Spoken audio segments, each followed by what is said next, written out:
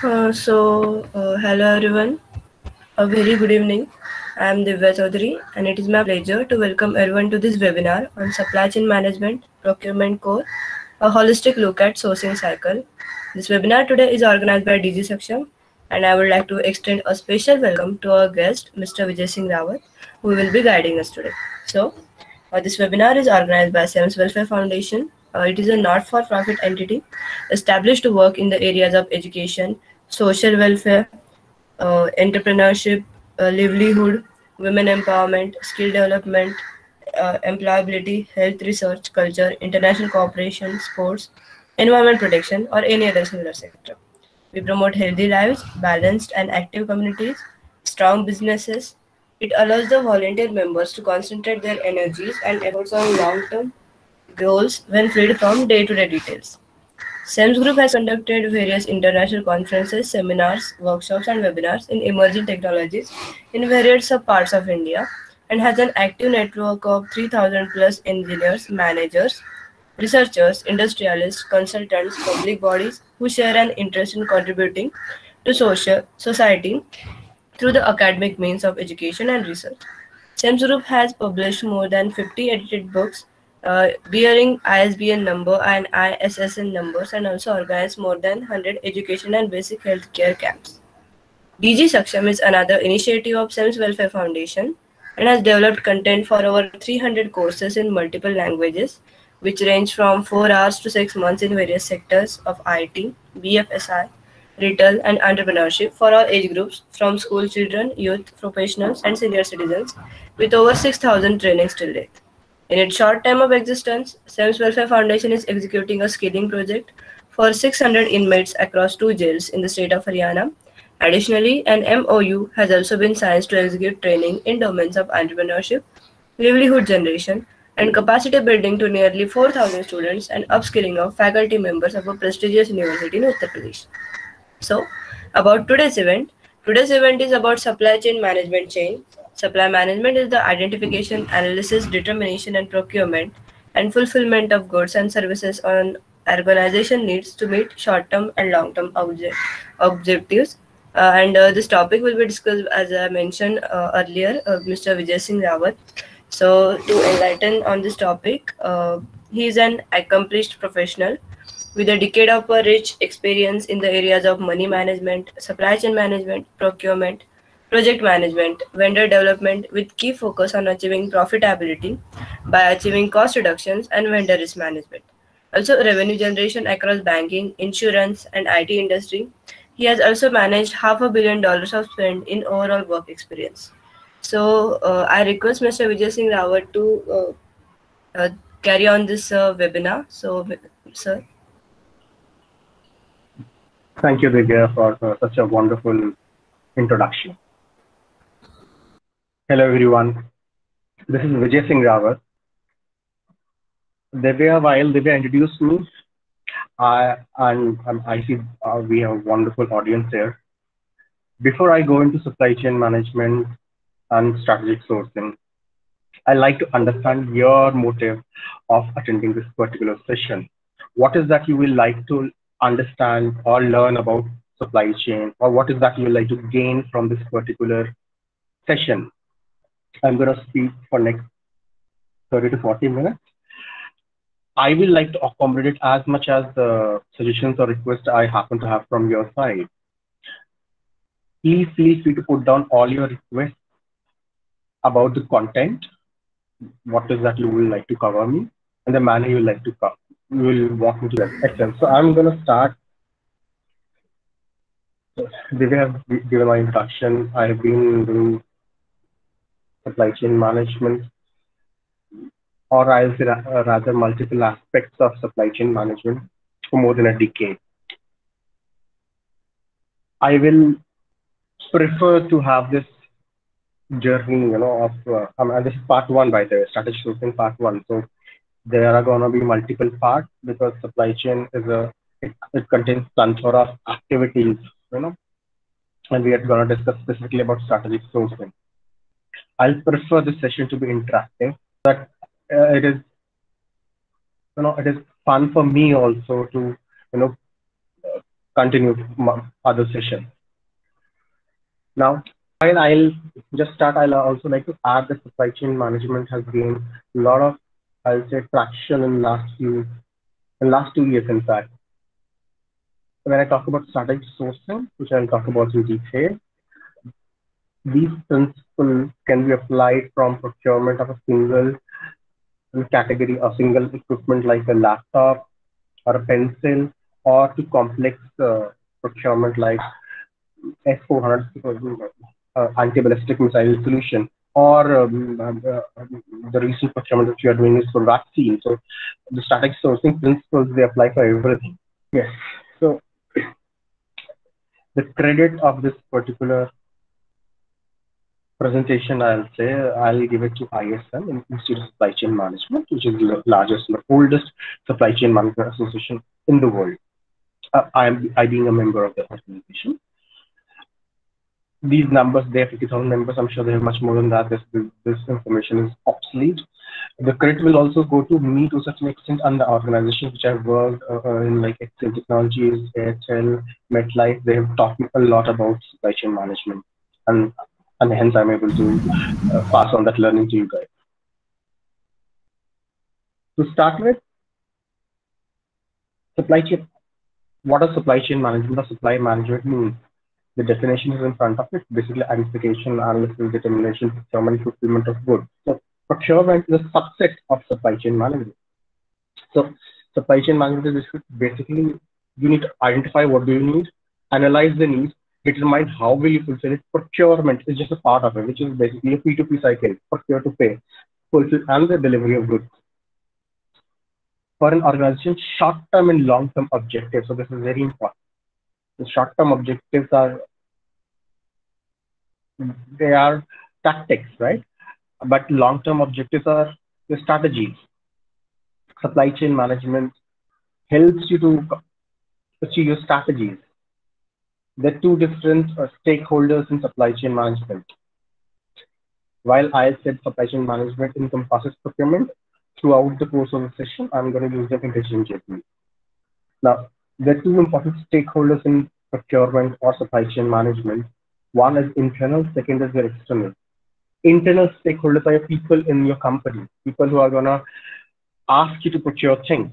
So they are your businesses. So if I am a part of procurement or supply chain management, my internal stakeholders will be IT or HR or marketing or sales. Throughout the course of this presentation, I'm going to take example, or I'm going to continue with one example of a laptop. So if HR comes to me or the IT team comes to me that we need a laptop, or we need 10 laptops or 20 laptops for our employees, so they become my internal stakeholder. The external stakeholder are my vendors with whom I'll interact and fulfill that particular need. Now, supply chain, so while I've written can create value and competitive advantage, it should be modified to it creates value and competitive advantage. So for example, if I am a marketing company or I'm an IT company and my IT department needs laptop, then if I give them good quality, again, the quality is subject, but let's say high definition or high end laptops, then I can create a competitive advantage within my company. But if I'm just a sticker or poster or a flange production company, then I don't have to, then I can give them a normal specs laptop that will not, so that in that second example, I'll be saving value or creating value for the company. In the first example, I'll be creating competitive advantage. So hence, supply chain can impact the company in much more strategic manner than we actually used to think. Now, our fourth topic is strategic sourcing. This is the sourcing cycle. It starts with the recognition of the need. What do you need? I need a laptop.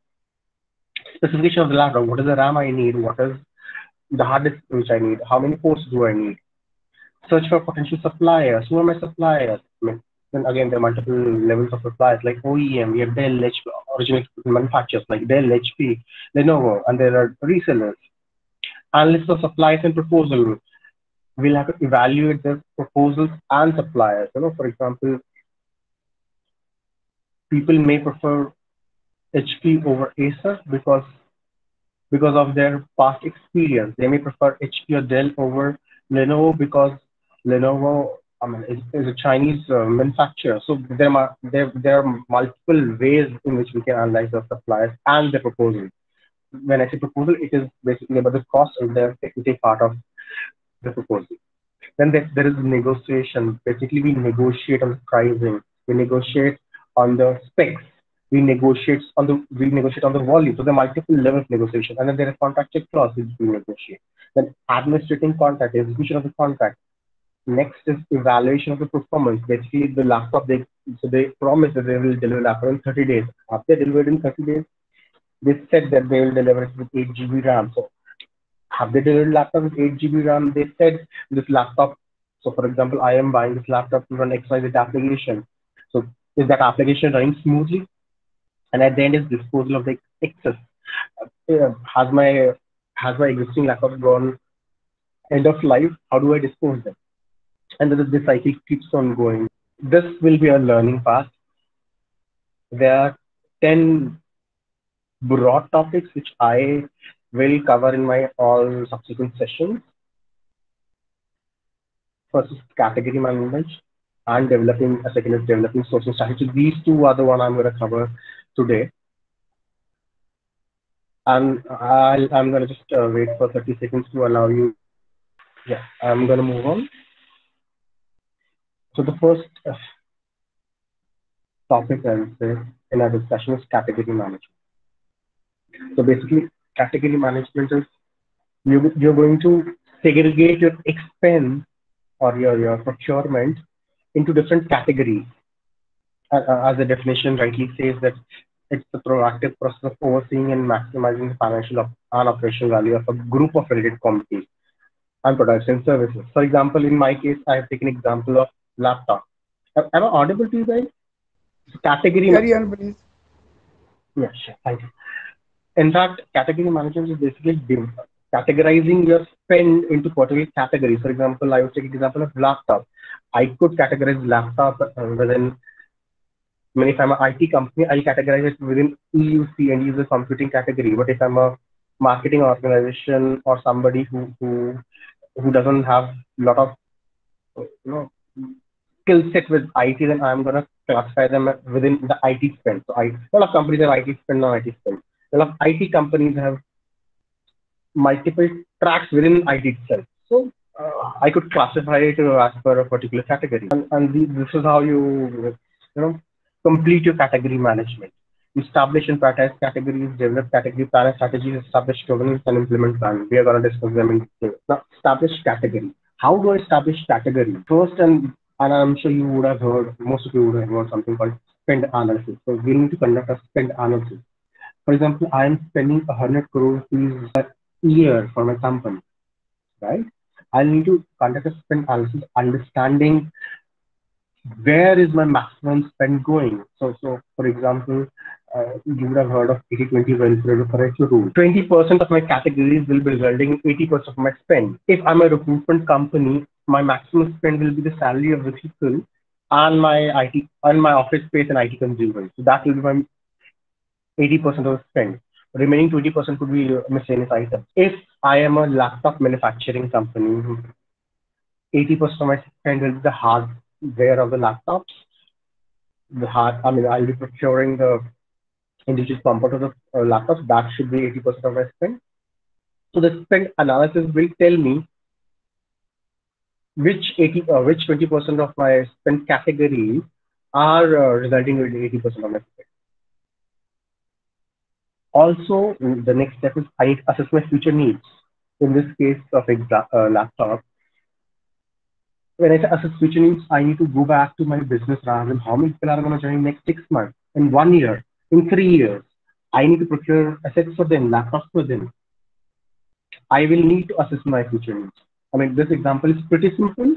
However, the daily procurement is not this simple. But for the sake of simplicity, I've taken this example.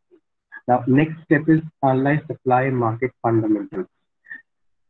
Going back to my example, I need to understand how many suppliers are in laptop market. For example, I know there is HP, there's Lenovo, there's Acer. So it has pretty decent amounts of OEM, original equipment manufacturers. It has also a lot of resellers. Are they competitive? Yes, they can compete for a good deal size. The market is favorable for me. It gives me quite a good amount of power. Sources of supply of market data. How do I get the data? I mean, there are multiple ways I can get the supply market data. My past learning. There are portals like DMV Hoover. Uh, I can also get my learning by sending an RFI to open market. I don't know. So, for example, I did not know in this example of laptop, I did not know who manufactured laptop. I did not know about HP, Dell, Lenovo.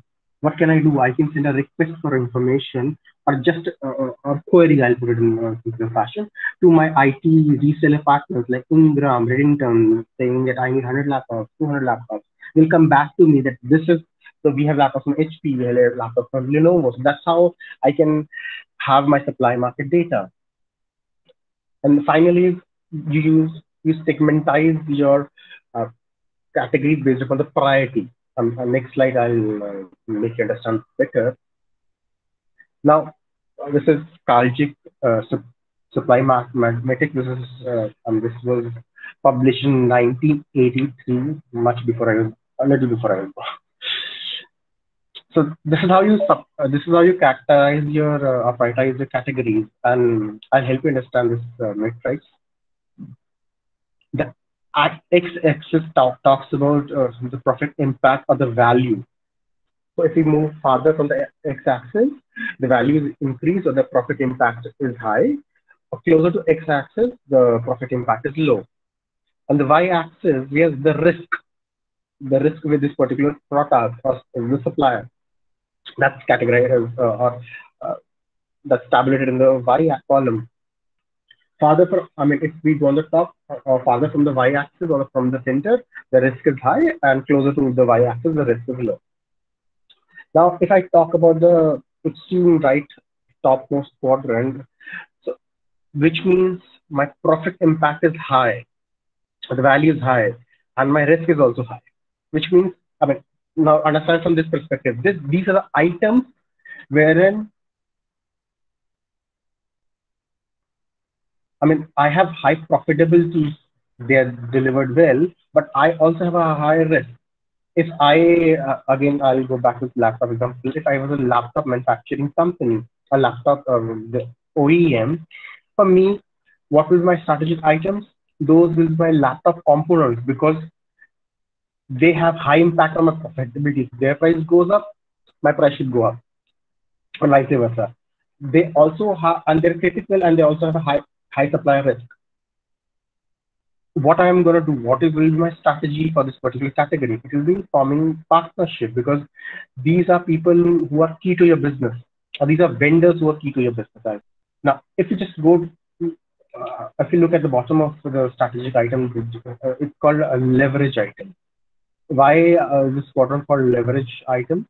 So in this particular quadrant, the profit impact is high, but risk is low. Which means these are items which are impacting my profitability, but there is no risk. Less risk. Which means I have more purchasing authority here. What I'm going to do, I'm going to exploit the purchasing power and minimize cost. I'm going to rationalize my vendor, and when I say rationalize, I'm going to prune my vendors, reduce them, and decrease the cost.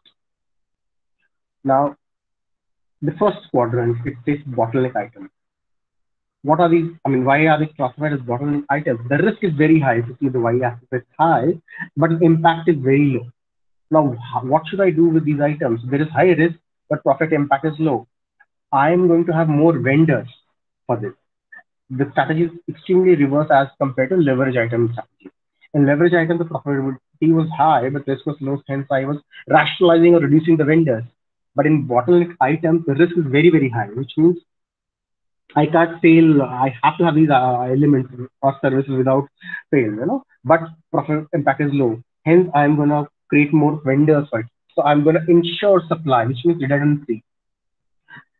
And the last is left bottom column, which is non-critical items, where the risk is also low and profit impact is also low. These are non-critical items, stationery and stuff.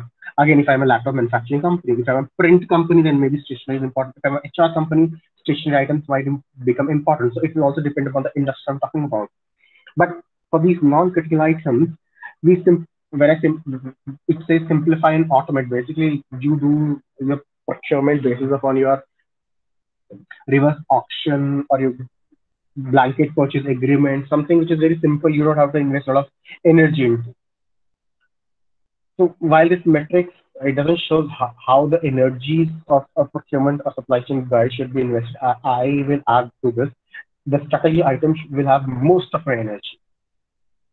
Then will be, I mean, from a procurement perspective, it is highly, so I was talking about the energy a supply chain person will have to invest energy, which a supply chain professional should invest in this particular quadrant. So for strategic item, it should be maximum, while all the supply chain guys are very, inclined toward saving, and hence they want to invest their energy and time in leverage items. I will recommend that they should also invest in bottleneck items, because if their delivery phase is going to impact business heavily.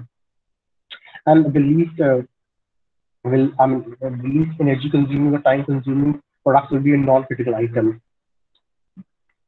I hope this is clear for everyone. I'm going to move on to the next slide. But in case you have any queries, you can interrupt me, or the most favorable method would be that you put down your queries over the chat section. Moving on. Yeah. So now, how do you develop your category strategies? You'll have to develop playbook. So playbooks are, this summarizes your all those topics we discussed, like your supply market, your vendors, the availability of vendors, your needs, everything will be summarized in your playbook, and then you will develop a plan.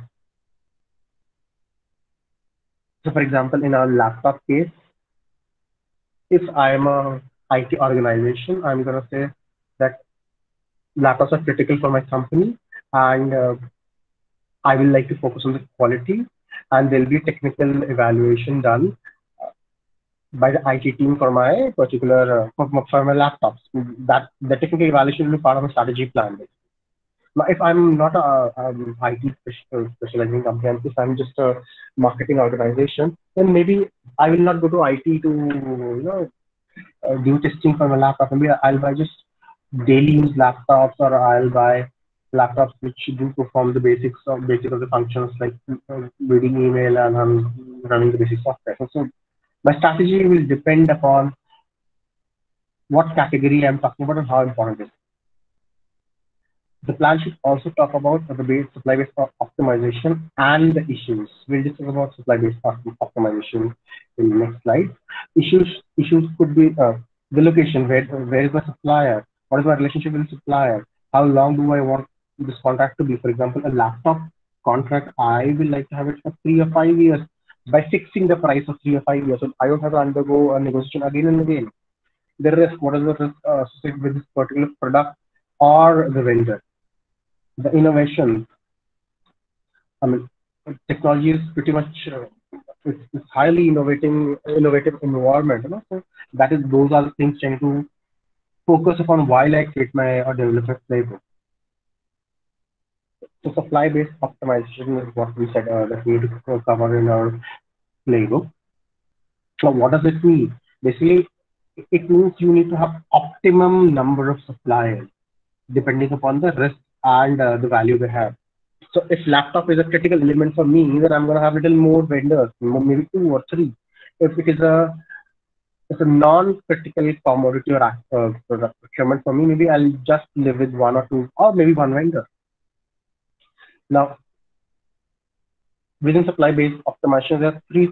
I'm sure most of you would have heard of it. So the 3 sources or the 3 ways, the procurement is done in 3 fashion: as a single source, sole source, multiple source.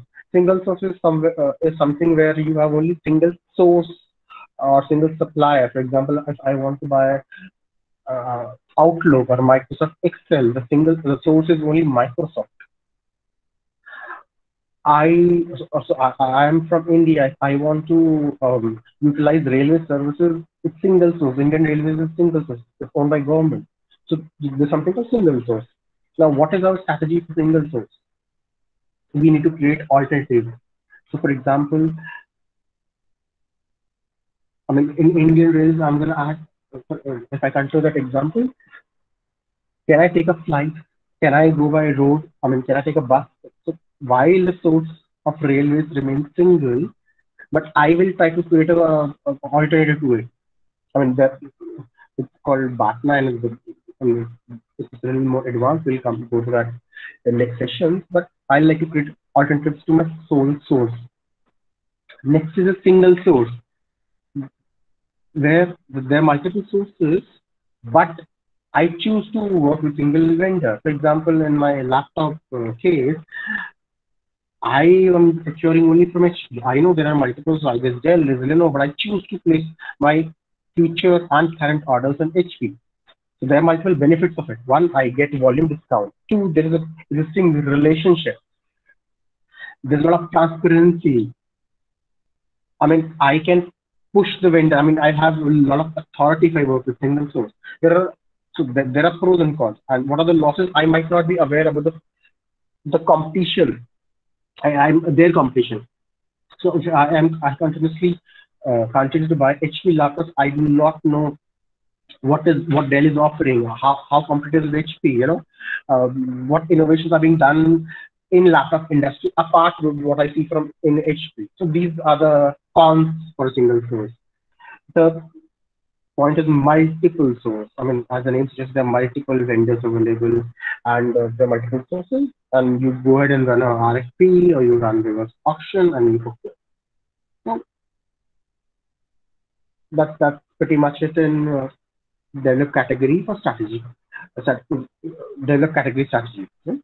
Now, point number 4 was establish governance. I'm going to go back to this slide. If you see, establish priorities in category, develop category and strategies, and then establish governance. Now we're going to talk about establish governance. Governance is basically overseeing.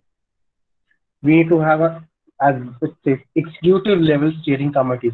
Somebody from CXO should be involved in that particular committee, because procurement supply chain is usually a neglected area in most of the companies until CXOs do not actively get involved in category formulation. Nobody's going to take it. So we need to have executive level participation in a steering committee. So there should be a steering committee. And then there will be category team. This category team could be IT category team, or end user computer category team, marketing category team, which will have a category leader. This category team will not report into steering committee, but it will represent to steering committee their findings, how their category is doing, their annual category plan, which will be reviewed and approved by the steering committee. So that's how you establish governance category.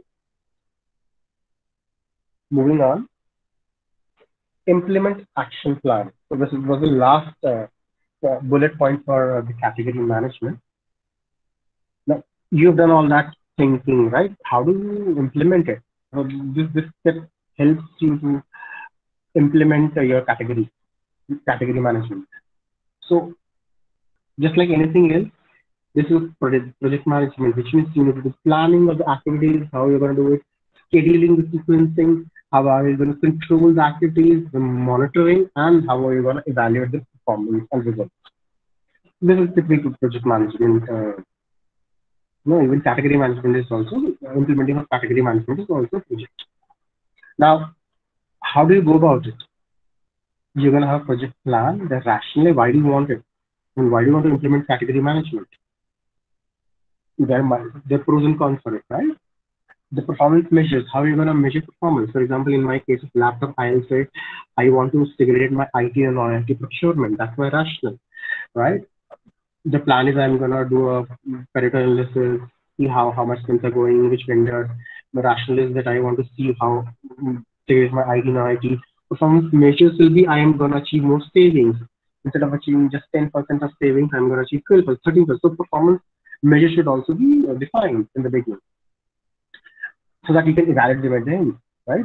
Then the scope, I mean, I'm going to cover only IT category. Am I going to cover non-IT? Am I going to cover within non-IT the audit part, the sales, the marketing? What all I'm going to cover? The team, which team is going to do it? Our roles and responsibilities. Who's going to lead it? We spoke about it with committee, the category lead, the category team, and there is a split with the particular process. Then will be a communication approval that yes, we have identified that we're going to create a category team, or we're going to create a category for IT. Within that, we're going to create a subcategory of end user computing. So, and then I have to create my executive committee who's going to approve my communication. And this communication should go to relevant people. They should be approved by the executive committee. Next will be once you. Sorry. Hello, I'm audible. Yes, sir, you're audible. I think by mistake he unmuted himself. No, I'm going to continue. Now, once you've done all those things, you have your category plan and all. The most, I mean, if it was up to me, I should have, standardize the sourcing process. The idea is to standardize the process. So if laptop is a critical element for me and it impacts the performance of my employees, then as I mentioned in the beginning, I will say for IT team for their evaluation, technical evaluation, right? So you have to standardize your sourcing process. Then if there's a requirement for laptop which comes, this is how I'm going to work it. So this is the most important part of it. And then obviously monitoring progress and having achieve saving, all those things. So this was all about category management. How do you plan it and implement? The point number 2, to refresh your memory, this is point number 2 of this huge learning path list, developing sourcing strategy. This is what I'm going to start.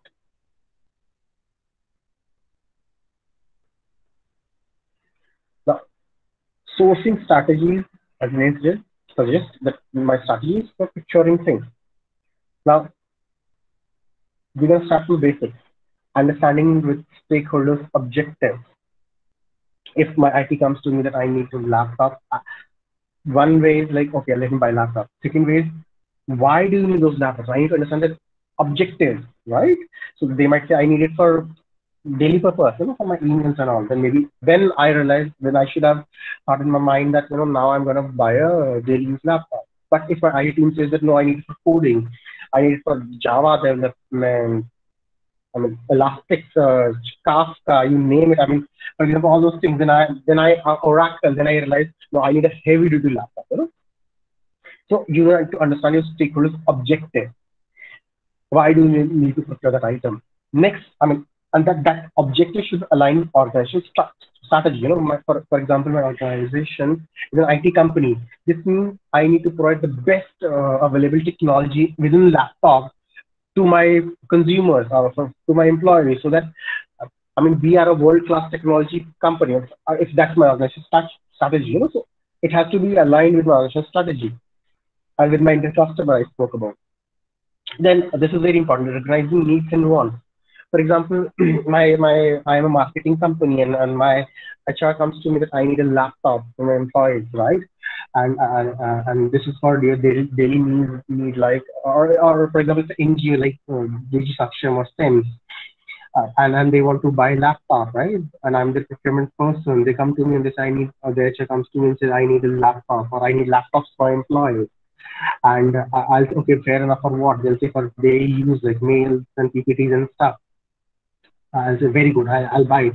And they say, no, we want 32 GB RAM or 1 terabyte SATA disk, or not SSD, in fact, flash drive, and we need this i7 with 3.2 gigahertz processor with turbo boost. And so this is their want. This is not their need. They can actually work with i3 with I love the 4GB, but 8 GB RAM, and 4 GB works actually for them, with I'll say 500 GB normal SATA disk.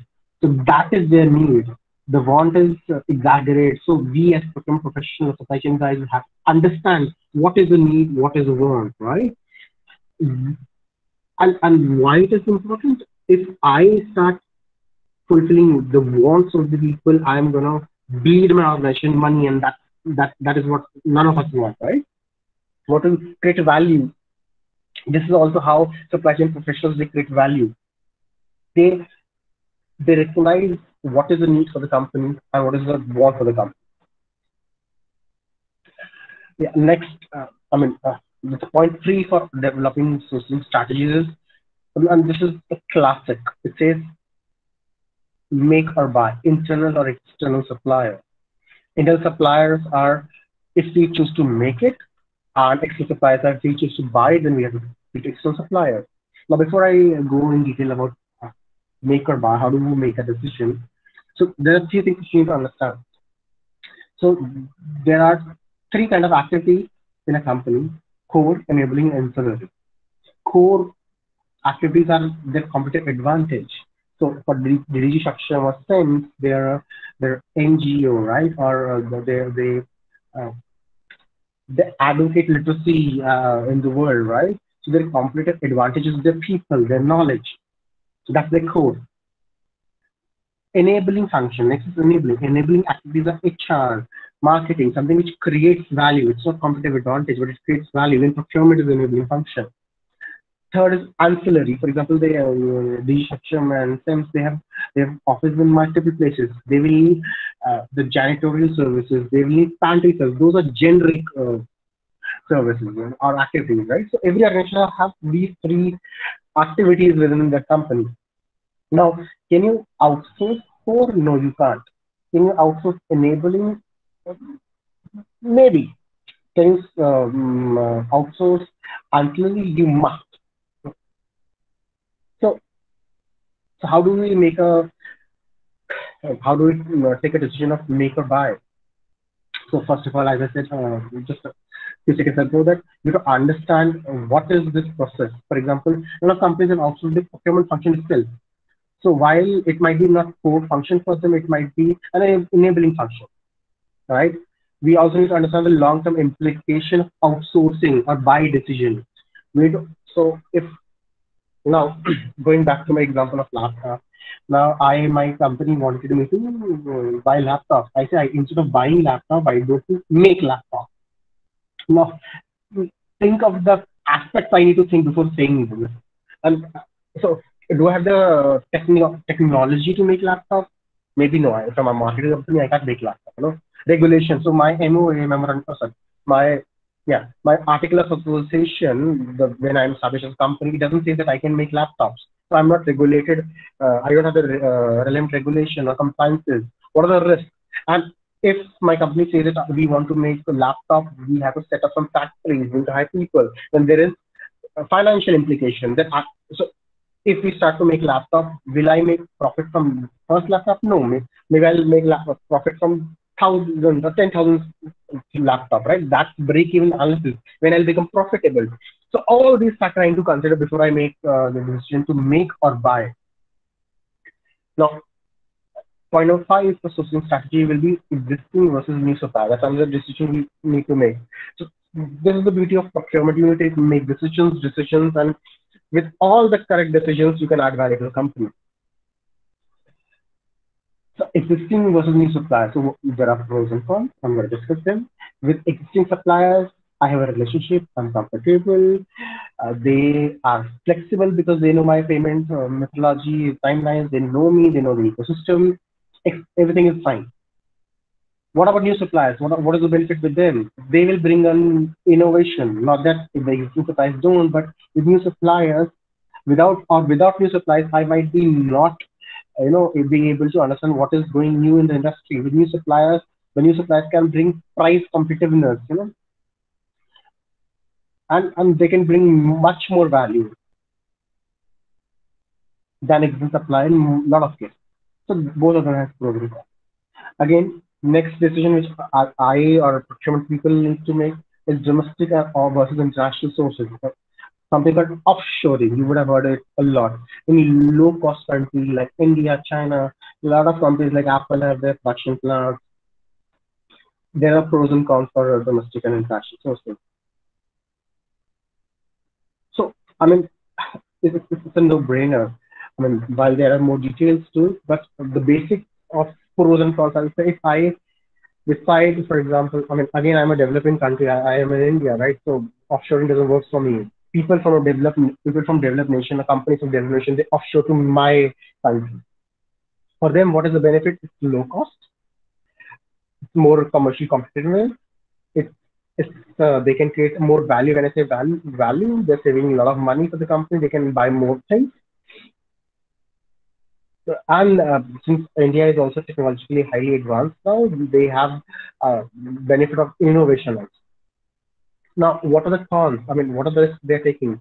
Lead time. I mean, if Apple could produce iPhones in US, maybe the lead time is basically the transition time will be much less, right? Their cost will go up, no doubt on that. They will not have to deal with international regulations. They will have no international. I mean, need not take the maritime or the marine or air insurance. So there's a lot of risk factors will go down if they start building within their own country. So there are pros and cons for domestic and international. Now there's something called near-shoring, far-shoring. Near-shoring is like producing within closer to the country. And far-shoring is basically a branch of opposite. Other supply characteristics which we should focus upon while we develop our sourcing strategy. Is it a manufacturer or a distributor? For example, if I want to buy a laptop, am I dealing with HP or Lenovo or Dell? They are the OEM, they're the manufacturer of the laptops, right? Or I'm dealing with Ingram or Redington, they are the distributors. Both of them have pros and cons. You'll be surprised to know a distributor sometimes holds much more price negotiation authority than a manufacturer. I mean, not manufacturer, but us. So if I go to HP and say I need 100 laptops, maybe they'll quote me for X price. But with a distributor, it might be X minus something. The reason for it is that distributor will not only place my order, but distributor will be placing order of 10 other customers, which will be amounting to thousands of laptops. Hence, he will have better purchasing authority with manufacturer as compared to me. So this is also a very important decision which a procurement person should take. Other decisions are large versus small suppliers. Large suppliers, the cost of the working capital requirement is huge. For example, I take a lot of people in IT, T&M, or I hire people for my company for development of software. You know, I hire developers. If I hire a developer from a large company like Accenture, the cost is going to be high. If I hire a developer from a small startup, the cost is going to be low. So cost is one thing which differentiates large and small suppliers. The other thing is compliance. Large companies are much more compliant. They have much lesser risk. So these are the decisions I need to also take while selecting a partner. National versus local. There are partners who are present across the country and the partners who are local to the particular city. While the national partners are again expensive because they have the country to serve, the local partner might not be so expensive. The national partner might have good compliances. The local partner might have better know-how of the locality because being local, right? So these are the decisions which a supply chain person should take.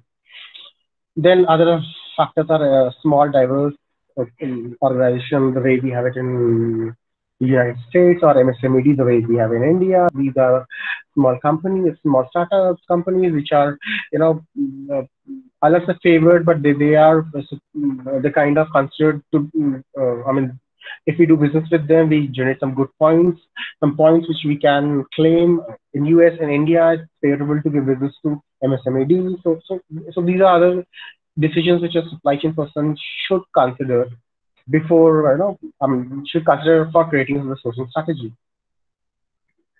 With this team, I come to end of our brief and 50-minute session. I am now open to questions in case you have any. Yes, sir. Thank you so much. We have questions in the chat box. I will read it for you. Question is asked by Mask Jar. How can the supply chain can be modified according to ethnicity and difference in religion? So, okay, religion, I don't think so there's impact of religion in supply chain, but yes, there are cultural differences because of the international supply chain, right?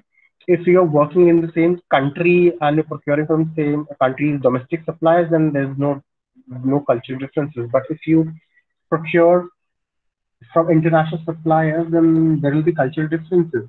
For example, people in the West, so I procured from European and American partners, right?